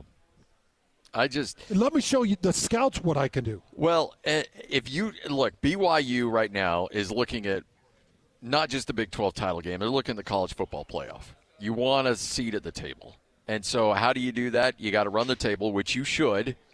And then win or lose against Texas Tech, you got to play one hell of a game. Because if you go toe-to-toe with Texas Tech, even if you lose and it's a close game, goes right down to the wire, you may have just punched your ticket into the playoff. And to me, if BYU's able to do that, let's go. But you've got to finish strong, and you've got to play well against Texas Tech, which I firmly believe this whole team, to your point, they've got to be chomping at the bit. Now, you can't look ahead to Texas Tech. You got to make sure you stay focused on your individual teams, but there's no reason why this team couldn't go toe-to-toe with Tech in round 2. Knowing this team, they got guts, man. Oh, yeah. Yep. They got real guts. Parker Kingston has guts. I mean, the kid is a stone-cold killer. He's got guts. You don't think he doesn't want to go up against them again? Yeah, he wants the redemption tour, man. Yeah.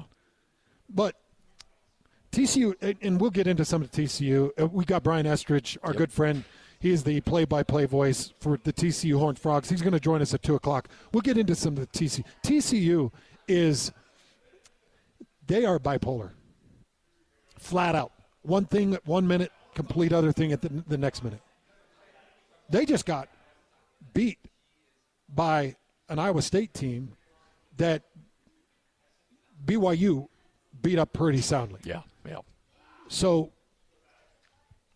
I just think that this is a Jekyll and Hyde team, depending on what type of team you get. And plus, they just had their third loss. So they're out of the running. They're out of it, yeah. They're out of the running. So how do they respond to their third loss? How do they respond to being out of it? I actually think you're going to get a team that's pretty broken. Mm-hmm. Or a team that you can break pretty quick. Yeah, a team you put 10 quick points on in the first quarter, and they want to pack up and get themselves back. We're done. It's cold here. Yep. Nobody wants to be here. All right, Hans and Scotty, 97.5, the KSL Sports Zone. You may not want to be there, but you do want to be right here at the back nine. And, there's a lot of people out there that just want to work on their game. And they're thinking, okay, if I'm going to go to a place like this, I have to have my game at this level. No, this is a great place to just come in and even if you're just a beginner, get that membership, and that gives you opportunity to get those reps in to get your game where you want it to be. You guys must have had the scouting report on me. So I'm Sam Lentz. I'm one of the partners here, and by far I am the worst golfer out of any of the three that's of not us. true. I'm not buying that. Is that true, Jeremy? It's true. Okay. They're all nodding their head. Everybody's agreeing. So, I mean, for somebody in my position who loves the game of golf, enjoys playing it, but I'm just not that great because I haven't had the time to practice, what a great environment to be able to do that, where I don't have to worry about shanking one and hitting somebody on the other fairway, or having a big crowd of people watching me as I'm nervously trying to get my drive off at the driving range. So it's, no matter what skill level you're at, this is the best place to be working on your game 24/7, round the clock, all year long. So we love it. It was funny, Sam, when we walked in and we're sitting here with Dan and Jeremy and we're all talking and like, oh, what are memberships? They're looking at you like, Sam's our numbers guy. So you're obviously maybe not the best golfer, but you're a numbers guy. Well, the fun thing about doing a business like this with your best friends is you complement each other, and things that I'm good at, they need help with, and vice versa. So it's been a great team, and when things get heated, when you're arguing about, hey, this fridge doesn't fit, how do we resolve this? Like, you got your buddies back, and you're all trying to work toward solving those things. These together. are the little things. Yeah. Because you're the numbers guy, tell me why a membership makes sense for anybody in this Orem area or anybody in the surrounding area to come out to the back nine. Why does a membership make sense right now? Yep. For one thing, you can bring your whole crew with you. So you can bring your friends, your coworkers, your family. Kids can be playing on the Xbox while you guys are getting your swings in. Thinking about you're working on a business deal, or maybe you're in real estate and you're talking with your clients. What a great environment to be able to talk with those people in a semi-private setting, to be able to do something fun, to relax, comfortable seating, and what's better than closing a deal in the massage chair, right? So yeah. You got some early bird pricing, too, that people can take advantage of. Yes, exactly. So right now, if you sign up, not only do you get the best discount that we offer, even our friends and family don't get a better discount than this, but also that $25 deposit goes to your first month, and then we're going to triple it by giving $50 to one of the local high school golf teams of your choice. So we're really excited to build partnerships with these, even the high school teams. We've got programs where they can sign up and train year-round as a team here. So really excited about those partnerships. I want to talk about, the programs that you got on the big screens, and these are awesome big screens that you hit the balls into, these simulators. How many courses do you got that I can go play? I mean, can I go play some of the great courses here in the country? You call me the numbers guy, and I don't know the exact number. It's several dozen. Is it 50 or 60, something like that? And I know that they're adding, Okay. The TGL courses that you see Tiger Woods and some of those big names playing on, they're going to be bringing those right here so that you can play those in our facility here on the Full Swing simulators. It's really incredible, too. And by the way, if you're a coach in the local area, too, you can team up and do fundraising opportunities here. Yep. And what a fun way to do a fundraiser. So you're not having to go to door to door selling candy bars and things like that. But you could do something that's fun, people enjoy, and a great way to build some camaraderie with your team and your parents and your community. It's the back nine here in Orem. And again, the address, it's right next to the Costco in Orem, 865 South, 700 East in Orem. Stop by. We've got some free Chick-fil-A. We've got some free giveaways, a chance for you to win tickets to the BYU TCU game. Go put your name in the hopper to win those. And so much on the line here for you to walk away from and win some tickets, win some prizes, eat some free lunch, and check out one of the beautiful new facilities here in the state of Utah in Orem, 865 South, 700 East. It's the back nine right here on 97.5, the KSL Sports Zone. Nobody gets you ready for Utah football more than the KSL Sports Zone. Ready? Kyle Whittingham and the Utes hit the road to Waco for a showdown against Baylor. Your home for the best coverage of Utah football is right here on 97.5, the KSL Sports Zone. This is Hans Olsen and Scotty G, presented by Mountain Land Supply on 97.5, the KSL Sports Zone. It is your Cougar preview show here on 97.5, the KSL Sports Zone. Hey, by the way, I love those comments from Aaron Roderick. Who just said, he had a bad game. Yeah. You know what? It happens. We all had a bad game. He's taking it hard. And we all had a bad game. But I think it's okay for a coach to say, our guy, he struggled. And he knows he struggled. We all saw that he struggled. I struggled. The whole team struggled. Guess what? We laid an egg. Now, how do you respond from that? And we're going to learn a lot about Bear Bachmeier, not just the player, but the person, in how you handle a little adversity. And I think that I would be surprised if he does not play well coming up this week against TCU.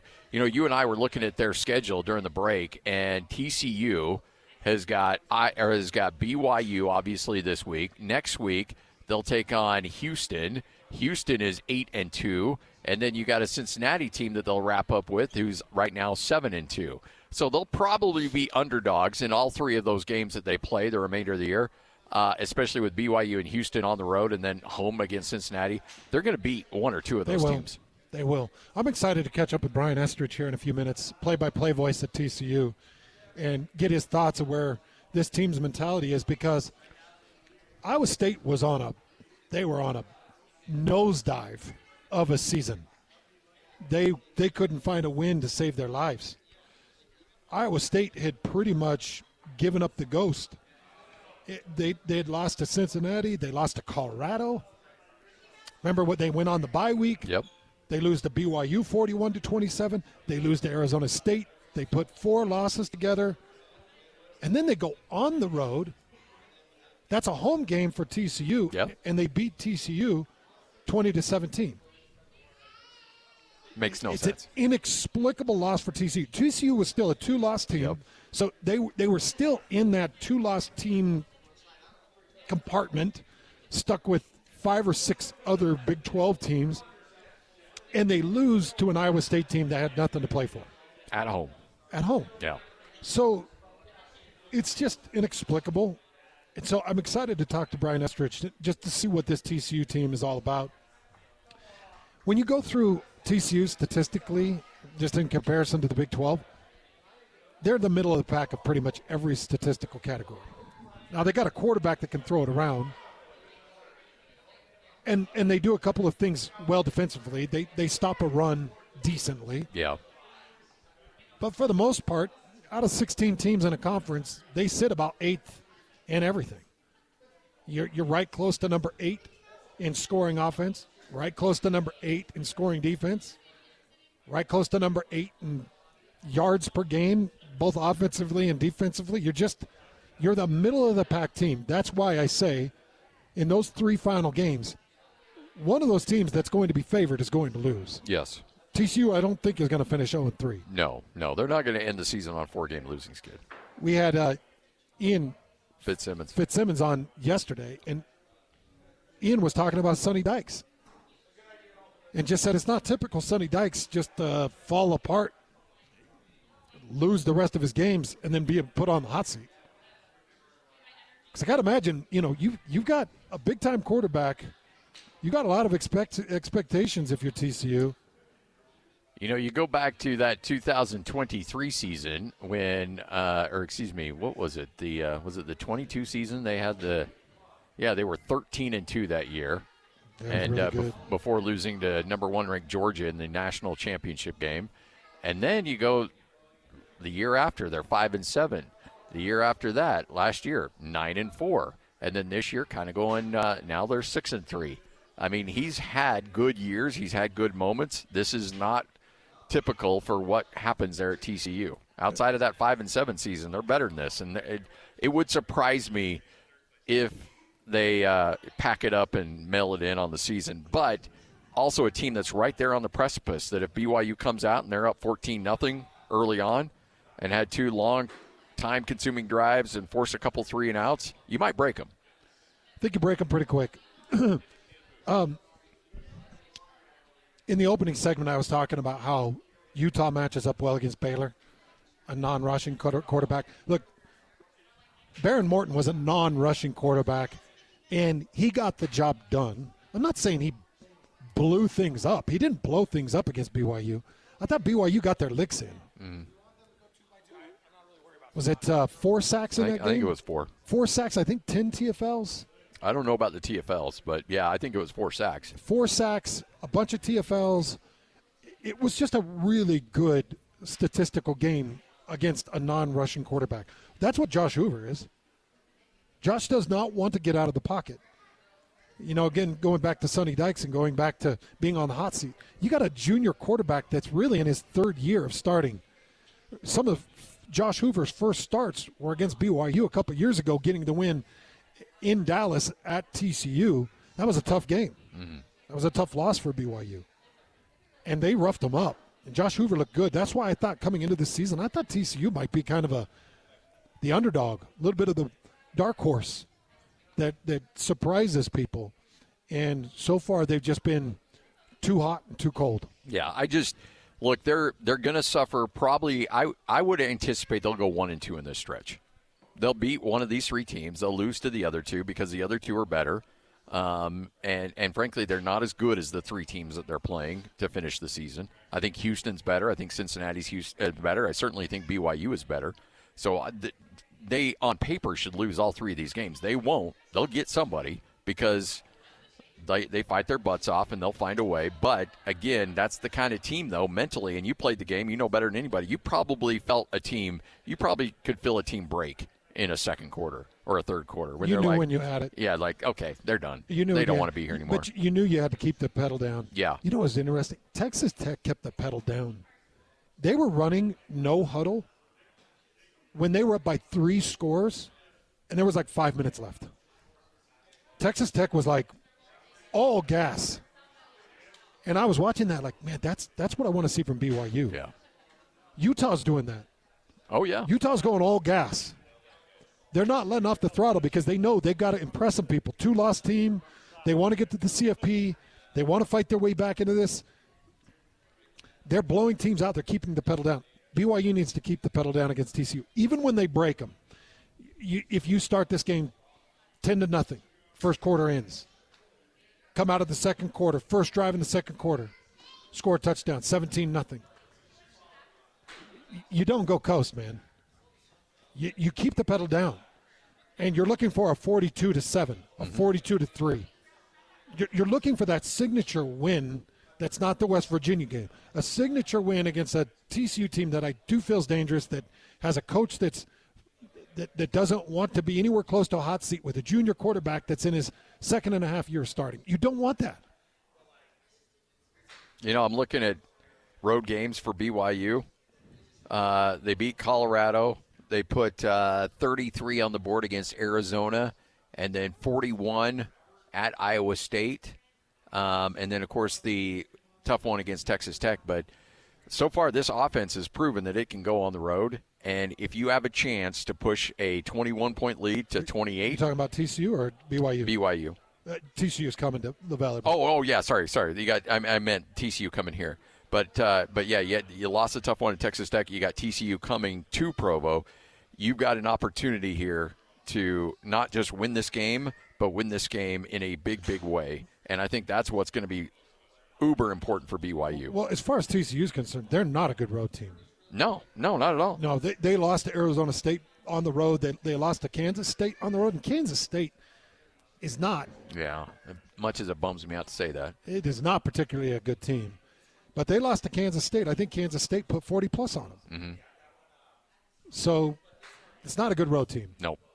Hans and Scotty, 97.5, the KSL Sports Zone. Coming up next, we continue to get you ready for BYU and a big one against TCU this weekend. Hey, if you want tickets, we're giving away tickets right here at the Back Nine. All you have to do is come on by, grab put your name in the hopper here at the Back Nine for your chance to win tickets. We got free Chick-fil-A as well. We'll talk more about what they can offer you here at the Back Nine, getting your game in order. 865 South, 700 East, right here on 97.5, the KSL Sports Zone. Let's go! Complete game coverage of the Cougars is right here on the KSL Sports Zone. The Cougars return home for a battle against TCU. Your home for the best coverage of Cougar football is right here on 97.5, the KSL Sports Zone. This is Hans Olsen and Scotty G, presented by Mountain Land Supply on 97.5, the KSL Sports Zone. Brian Estridge is going to join us coming up in about 10 minutes from right now. One of our favorite dudes on the planet, play-by-play voice of the Horned Frogs. But Hans, BYU, TCU coming up, and it's got to be good for BYU. Just get back home after a tough trip to Lubbock. Nobody wants to go to Lubbock. Everybody loves leaving Lubbock, and to just get back home in front of your fans after that kind of, buzzsaw you ran into down there. Yeah. Get back in the friendly confines of the Ed. It's going to be really nice for them to get back home and get their fans back behind them. Really quick, and there's just this final segment before we get out to Brian Estridge. I did want to mention, because it is the Cougar Preview Show, BYU got a nice win over Delaware last night. Yes. 85-68. Down at halftime in that game. This basketball team is going to be brutal. Yeah, not a real good look. Down by 2 or 3 at half. Yeah.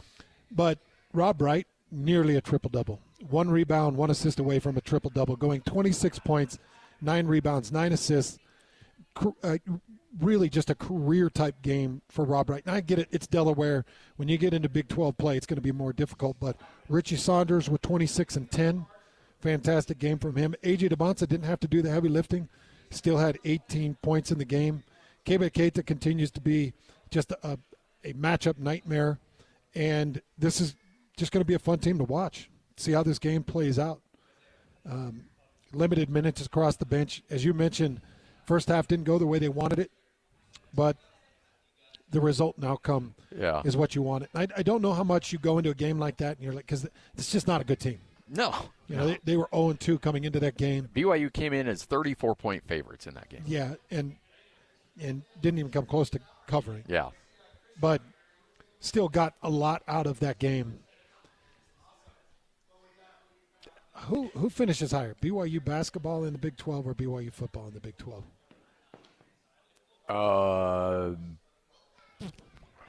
I think BYU football finishes second. Because I think that they're going to finish second. I don't think BYU basketball will win the regular season conference, but I do think that they are poised for, Elite Eight, Final Four run. Only because it's just it's just a dog season. Blue blood. Yeah. And everybody's put money in. Yeah. Well, I'm just hoping A.J. DeBonsa's learning curve is sharp. I'm going to say, I don't know. This sounds like a really fence-sitting way to say. I think both finished second, honestly. I think BYU football finishes second. I think BYU basketball finished second regular season in the Big 12. Well, if they finish second in the Big 12, that probably puts them as a 2-3 seed? Easy. Yeah. I think 2 seed or bust right now for BYU. If you can get yourself into a 2-3 seed, you're sitting. Oh, yeah, you're sitting pretty. Just right where you need to be. 97.5, the KSL Sports Zone. Nobody gets you ready for Utah football more than the KSL Sports Zone. Ready? Kyle Whittingham and the Utes hit the road to Waco for a showdown against Baylor. Your home for the best coverage of Utah football is right here on 97.5, the KSL Sports Zone. This is Hans Olsen and Scotty G. Presented by Mountain Land Supply on 97.5, the KSL Sports Zone. Yeah, he's even more deadlier. Now he has more experience. He understands the offense. You see him making checks. He's just a veteran now. You see in the way he distributes the ball to all different receivers, the way that they run the ball, the way that he reads RPOs. And he's a really good quarterback, coached really well. This isn't going to be easy, but we're going to have to find ways to be better than we were against him the first time around. And we get to have him at home, which is going to be helpful for us. TCU is just a great program. They have been for years. I had a bunch of good battles with those guys when I coached up the road, and I know BYU's had a bunch of good battles with them over the years. 2 years ago, we had a pretty humbling loss down there. We know what we're in for Saturday. We know this is a good football team, a well-coached team, and they're tough, and they're super athletic, and we're expecting it to be a really tough game. Hans and Scotty, 97.5, the KSL Sports Zone. Kalani Sitake, Aaron Roderick. It's your Cougar preview show. Tomorrow we'll have your Ute preview show, and then Friday, Ron McBride, Alema Harrington stop by for a Football Friday. But joining us now, not only is the voice of the TCU Horned Frogs, he's one hell of a dude, too. Brian Estridge, kind enough to join us. Brian, how are you? Hello, Mr. Estridge. Feel like it's my 5-year anniversary that you guys call me once every 5 years. It's sort of, and now I've figured out that it's based strictly on Scotty's colonoscopy schedule. So every 5 years, Scotty goes in, they check the driveway, for any potholes, and then I get the phone call to come on the show. So that is a good reminder. So just whatever. Hey, Scotty, by the way, if you don't mind, save a polyp for my necklace. If you don't. Okay, for sure. Yeah, thank you. You got it. Yeah, appreciate you, buddy. Yeah, when they're digging those things loose, we'll make sure to. I'll make sure to. It's like your kid's macaroni necklace they make. I'll get something for what you. I'm looking for. Yeah, save one for me, my man. What's crazy is they found 3 pearls, which is it's unique. Oh, nice. Exactly. My man's an oyster. He's asexual. Nice job. Well, I tell you what, you dig deep enough, and it sure felt like it. They'll go find all kinds of stuff. Exactly. Hey, we're all about men's health here. All about men's health. Exactly. It's all awareness. That's what we're all about. You got to go. I'm glad you went, Scotty. Mine is actually scheduled. I'll be honest with you. Mine is scheduled for January. I think it's the 4th, something like that. So, in fact, if you guys want to go ahead and book me, I'll do the show that day. There you go. Yeah, and maybe I can do the play-by-play of it. Well, I'll tell you what, Brian, we're doing well out here. Kind of licking wounds. Texas Tech wasn't real friendly. So I think the Cougars are licking wounds, trying to get ready for the Horned Frogs. I think that's the same for TCU. I mean, you guys ran into a buzzsaw. I mean, that's the best team money could buy in Lubbock right now. They're playing well. It's a great atmosphere when they've got it going out there. I totally get that. I know that TCU knows they're about to walk into a buzzsaw there in Provo. The atmosphere is going to be phenomenal. Night game. Weather's going to be, in favor of BYU. So I think but this is what this time of year is all about. And I mean, we're down to 3 or 4 games in the regular season, and folks want to see these kind of atmospheres. We want games that matter. And I really believe that this game matters. It matters. I know it matters for TCU for several different reasons, not the least of which is the psyche of this group and momentum for this program. But listen, there's still a lot of football for BYU to be played. You guys just on the outside looking in as far as the playoff is concerned, that every one of these games from here on out is essentially a playoff game for BYU. You look at TCU, and there's been a couple of head-scratchers, losing to Kansas State. But that Iowa State game, Brian, that's the one I have a hard time wrapping my brain around. Yeah, but then all you got to do is look at the 3 losses, and you look at all 3 of them had 3 turnovers in it. And Sonny Dykes preaches that every week. You can't turn the ball over in the Big 12. I mean, you just look at the numbers over the years. If you take care of the football, you got a really good chance to win the game. And TCU didn't do it in their losses, and so because of that, that's where what they're staring down. Josh Hoover had a couple of picks last week against Iowa State, and he had the fumble late. I mean, this was after you were up 17-6 and seemingly in control, but there was a 100-second stretch there. Where TCU gives up a score, goes 3 and out, punts, and then they run it back for a score. And all of a sudden the game just totally flipped. Now, you got the ball back, you're driving downfield, and you hate to fault a young kid who's giving you extra effort on a carry and has the ball punched out from behind. But, that's a mistake that you can't make, and especially at that time of the game. And so, yeah, those are kind of head scratchers, as you said, hard to explain. But both those teams. Let's don't lose sight of this. Both those teams are still quality physical football teams. Kansas State. You think is maybe riding the ship a little bit. Iowa State was picked by many to win the league. There's still talent on that team. So there's a reason why we play them, right? Because they're not all gimmies, or none of them are gimmies in this league for sure. And you don't know until you play them. And Frogs come up on short end a couple of times. So, what kind of character is this team? I guess it's one of the angles that you'd look at to see how they respond going to 3 losses in conference and feeling like you got to have at least 2 losses to be in the conversation. So maybe they feel like they're dropping out of the conversation for a Big 12 championship and the gut wrencher against Iowa State. What kind of team are they, Brian? What kind of resolve do you think they'll come in with? I'm anxious to see, Hans. I really am. I think that I think we're all going to learn a lot about this group on Saturday. Now, I know at practice this week they've been spirited. We talked to Nambi Izor yesterday, the linebacker, who said, "Listen, we're not down on ourselves. We're not sitting here pouting about anything. We know that there are problems that we got to correct and we've got to get better at, and that's what we're trying to do." And so, I think also the fact that this is a ranked team that TCU plays, first ranked team they played this year, I think that means a little something to them, that they still want to be able to prove that, hey, TCU is one of the elite teams in the Big 12, and so you've got that to cope with. But I'm anxious to see. I don't know that I can answer that for you right now. I'll be honest with you. I don't know that we know how this team is going to respond, because they haven't been in a situation like this. Because you do think after the second loss, okay, you still got a chance to get in there. You just got to win out. Now, this probably eliminates any opportunity, as you said, for a Big 12 championship. But listen, there's still a lot of football to be played, and I know it's playoff or bust now. This will be a first. I've never agreed with Eli Drinkwitz on anything, but I do think he's right in his quote that if we make it all about the playoff and only 12 teams get to experience, what do you do with the 120 that don't? I mean, does that just mean y'all suck? No, I don't think so. We got to kind of change the mentality a little bit on that front as well. And hey, the 3 of us know the importance of bowl games and the experience that they are. And I think we have to continue to highlight the bowl experience and what it means to teams and the programs. How do you feel about the ability of this team to continue to get pressure from the front line? Because I'm looking at the sack totals, linebacker, safety. There's an edge, linebacker, but not a lot from the D line for your sack totals. Yeah, but this is that's not where they try to get them from. I mean, it's not really an edge guy that you go. Devin Deal would be the one guy who can pressure the quarterback, but the rest of them are more stabilizers, run game guys, things of that nature. They want their linebackers and safeties and Devin Deal to be the guys who are getting pressure on the quarterback. And when Andy Avalos dials that up, they've been successful. I mean, he has some really nice exotic blitzes that he brings on occasion that have worked for this team. I think for the most part, Scotty, that this defense has played good enough.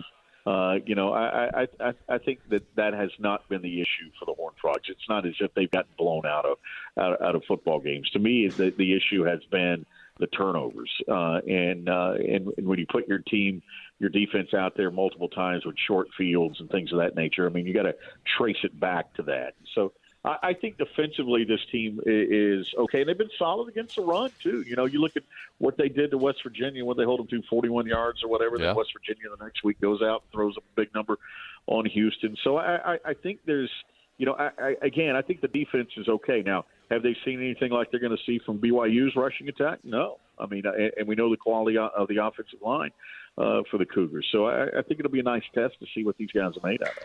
I got to know Andy a little bit when he was at Boise State, and I've always been kind of a big fan of his. Has that been a pretty good transition with him slipping in there? Yeah, and I tell you, year two has been a big difference, too. I mean, the fact that these guys kind of know the system now. They're playing a lot faster, not having to think about things as much. It's freed up guys like Bud Clark, who, had 2 interceptions last week. He's got, 15 picks in his career now. I mean, the linebackers are playing really well. Caleb Elarm-Zor has been in double-digit tackles the last 3 weeks. He had back-to-back 16-tackle weeks, prior to last week. So, I mean, I think those guys are playing fast. Again, I think the defense hasn't been the problem. The problem has been at times, third down, just getting teams off the field. But I think that, again, I'll go back that at the end of the year we do the postmortem. I think the defense will be a very short conversation. Has anybody been able to slow down Eric McAllister that you've seen? That's a good question. I mean, the thing about him is Hans, is that he is a more physical wide receiver than people think. You look at him and he's a speedster and he's tall and he's kind of lanky. But, I mean, look at his yards after catch. And I know you dive deep into those PFFs because you don't have a life. Now, you look at those PFF numbers, and I mean, look at his yards after catch. He's up at like 400 yards now after catch. I mean, he just does not go down on first contact. So he's a lot stronger than you think. He's a gutsy wide receiver. He'll go over the middle and make the grab. Everybody uses the same lingo now. You're talking about the 50-50 ball. I don't think it's a 50-50 ball with Eric McAllister when you throw the fade to him. I think it's more like 65-35. I think you've got a real advantage with him out there. So, yeah, he's a good player. They got to get some more guys involved, though.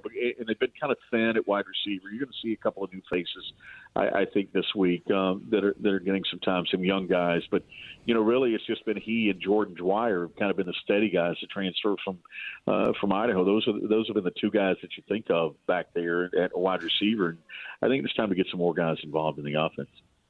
When BYU started throwing some money around, it obviously prompted Utah to try to find as much as they could to try to keep pace. Is that going on with what is going on with Texas Tech and Texas A&M, where everybody else is like, oh boy, we got to find a way to tap into some reserves if we want to keep pace with these guys? Yeah, I mean, I don't think there's keeping pace to those guys. I mean, I don't know if there's a room for 12 drunken sailors in Texas. 2 might be enough. And, I just think it's really, really hard right now. And I'm anxious to see what kind of guardrails are put up on this because, this can't continue the way it is. I mean, it is literally the best team money could buy. And, it's disheartening as a college football fan for me. And I know I got to give it times. You guys are going to say I'm an old fogey or whatever, but it's not what I signed up for. And I just think that in the long run, we're doing a lot more bad than we are good for the sport and for these players. It's just going to be interesting to see also Sonny Dykes and just his progression, his movement. They love him there, right? I mean, let's say things don't finish strong. But you know how fans are, Hands. I mean, they love you till they hate you, and fans have short memories. I mean, 2022, and Sonny Dykes had this team in the national championship game. I mean, come on, and you know how hard that is to do. I mean, that was the thing, is that I don't think people realize how difficult that is to do. And for him to be able to do that in his first year, I may have told you guys this. I think we were 7 or 8-0 that year, and Mac Brown called Sonny Dykes, and Sonny answered the phone. He said, "Hey, Coach." And Mac Brown said, "Hey, son, you might want to mix in a loss, my man, because the expectation that you're creating is unrealistic." And I thought that you looking back on it, it's actually really good advice from Mac, because now if you go, and it goes back to the conversation we were having earlier with Jan Drinkowicz's comment. I mean, if you're not 11-1 and in the college football playoff, it's as if it's a bad year, and everyone can't be winners. I mean, this is not Little League football where Hans got a trophy as a 7-year-old weighing 212 pounds. It's not going to. It's not like that, It's everybody doesn't get a trophy in college football, and so. Again, I'm anxious to see how this team responds. I'm anxious to see how these fans react, and I'm anxious to see what the investment looks like in the future, and what college football looks like in the future, and where we all stand. Hey, by the way, I got a rebuke from Brian last night. He was asking for some restaurants, and I put a sushi restaurant on there. That did not go over well with Brian. Oh man! Well, listen, I'm just going to tell you that here's the problem. So. Scotty, I'm going to be honest with you, buddy. You are my go-to guy, but Hans is. I mean, look at Hans. Hans is always my first guy when it comes to food.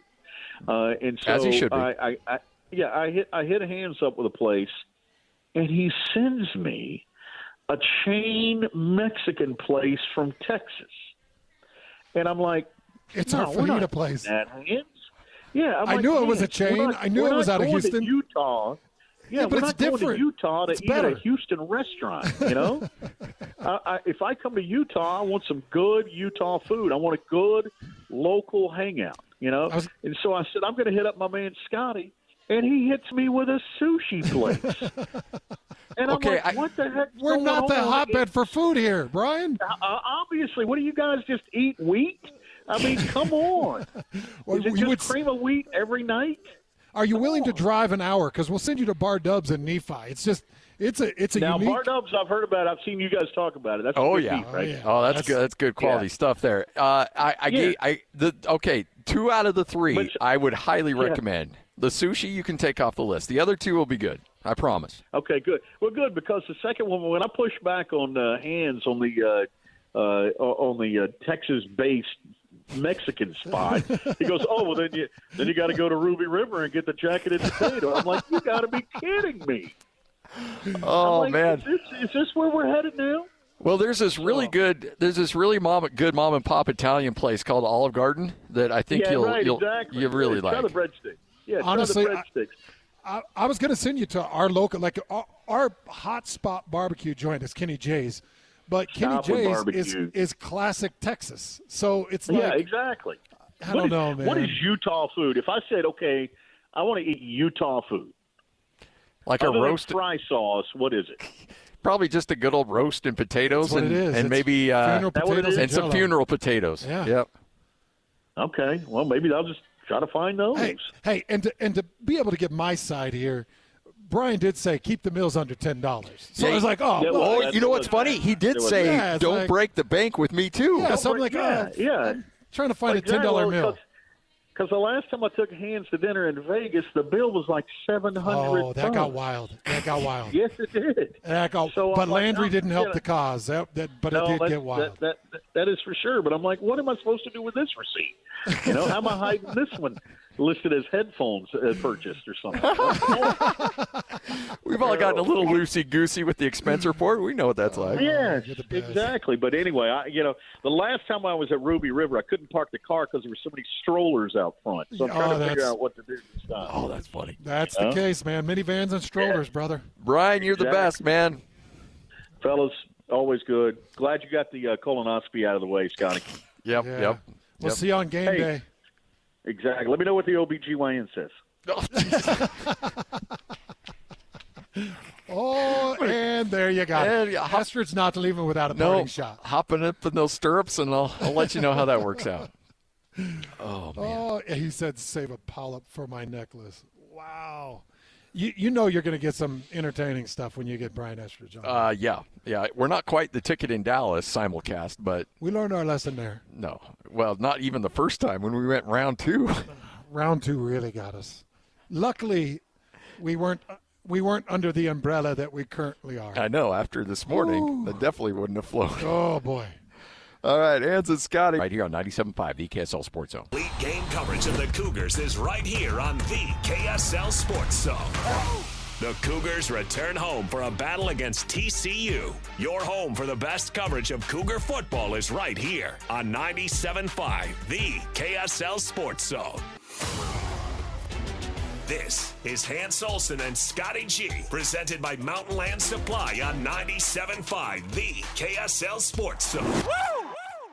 Welcome on back, your Cougar preview show right here on 97.5, the KSL Sports Zone, hanging out here at the Back Nine in right next to Costco in Orem. Just a beautiful facility, and it is totally worth your while. Come on down here and take advantage of some of the savings that are going on right now and check out this beautiful facility. Oh, it's awesome. So and cool. It's fun because, these are all a bunch of BYU guys that former players that have come together. Like Ray Finga came down, Jason Spearden, names that you remember. Hey, was there like a shoe swap? What happened there? Yeah, so you saw I had a nice pair of shoes on. Yeah.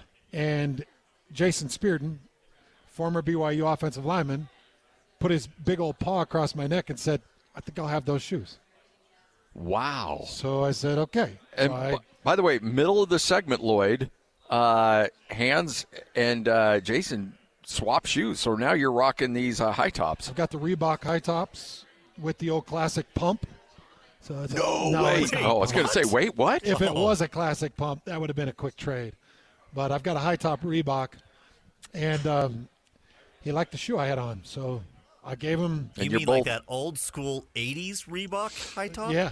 Yeah, it's got an old school feel to it. I love the shoes. I think you won in that trade. It's got the white, black, and purple laces, Lloyd, that are really cool.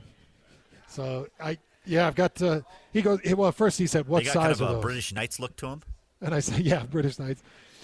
He said, "What size are those?" I said, "They're 15." He goes, "I think I'll have those." Yeah. I was like, "Okay." I don't see. Look, there's not a lot of times where Hans actually somebody tells him something and Hans hops to it, and that happened. Jason's a beast. Yeah. No, he's a beast. That was such a good offensive line. That was a Bronco Mendenhall offensive line. Ray Finga, remember they had Matt Reynolds. Oh, yeah. That was the beast of all beasto lines at BYU. So it's fun to see those guys. And then remember, tonight, 7 to 9, you're going to have a bunch of current BYU football players down here. So come down to the grand opening. Just see what this new place is all about. Beautiful high-def screens. 61 different courses you can play, great memberships, membership where you have 24/7 access. You could come at 2 o'clock in the morning with 5 or 6 buddies, come on in and just have an amazing round of golf. And, through the winter too, because we're just on the edge of winter. Winter's going to hit. Courses are shut down. You want to keep golfing? Well, you've got it right here. And it's in the parking lot of Costco, right by the Costco gas station area here in Orem. Come down and check things out.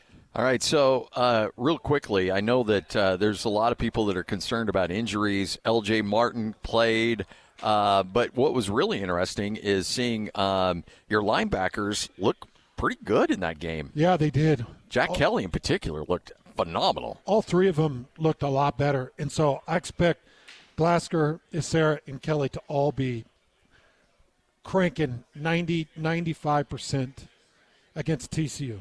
Because I think all of them got out unscathed. So I'm expecting a lot from those linebackers. I'm also expecting L.J. Martin to be back. Aaron Roderick was asked post-practice yesterday, And Roderick said, yeah, LJ got out of the game unscathed. So we should see him with another week of healing. You know what I'm excited to see? You had a couple of guys come back for the first game against Texas Tech that now they get a couple of weeks under their belt. They've got some confidence going. Raider DeMooney with the big pass breakup at the safety position, currently listed behind Falatal Saltawala, but now he's got that game of experience after coming back from his injury. So I expect Raider DeMooney to be a big help and continue to fight to get his starting position back. And then JoJo Phillips, it was his first game back, and he had that first game back feel and vibe with that drop. Yeah. That drop, man, comes at a critical point in the game where you needed to put a drive together. It would have been caught at a 15-yard gain and probably turned into a 20 to 25-yard gain as he was able to turn up the sideline. Hit him right in the hands, perfect strike, great pass by Bear Bachmeier, and it hits the floor. And you put your palm on your forehead and you're like, oh, no, it was a heartbreaker. I don't think JoJo's going to do that again. So having JoJo with some experience and back, that's going to add to the depth of the receiving room. And I'll wait for the report tonight, the initial report coming out tonight. Yeah. Yep. But you couldn't ask for much more for BYU right now. No. The bye week helped get guys back. They made it. Yeah, Texas Tech beat them up, but they made it through the Texas Tech game, and things look good. So I am anticipating a very nice victory over TCU. They're a better team. They're playing better football right now.